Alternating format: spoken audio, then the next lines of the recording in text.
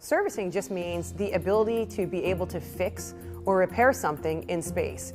So similarly to if your car breaks here on Earth or there's a problem with your air conditioner at home, you can fix those things and it's pretty easy to do on the ground. In space, it's a little bit more challenging, so you need to kind of design that ability into the hardware to allow astronauts to be able to fix things in space while they're wearing bulky gloves.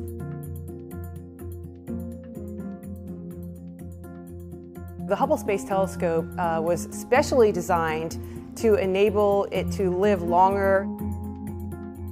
Engineers on the ground designed it with interfaces or pieces of hardware that could easily be accessed by an astronaut and fixed using kind of standard tools. When Hubble launched in 1990, unfortunately, scientists discovered that when they received the first images, they looked blurry.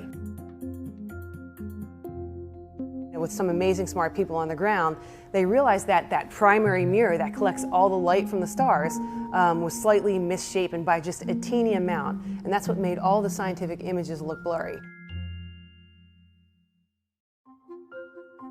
The first Hubble servicing mission, SM-1, of which one of the primary objectives was to fix that misshapen mirror by launching a dedicated, separate scientific instrument that has what you might hear eyeglasses on it or special lenses that could correct for this misshapen mirror and then sharpen up all the scientific images to make them look the way they're supposed to look.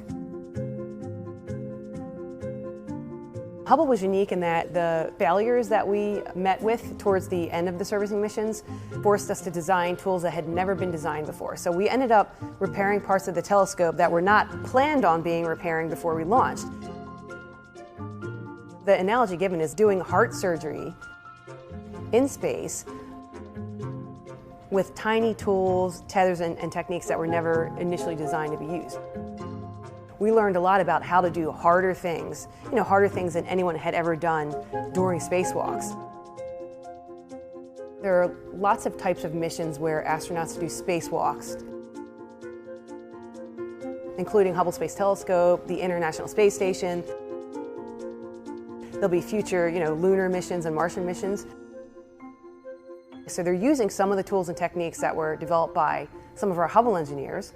And then similarly, a lot of those lessons learned will be applied to future lunar spacewalks and Martian spacewalks, because we're going to need to be doing more specific, probably more hand-intensive things to get, future space stations set up.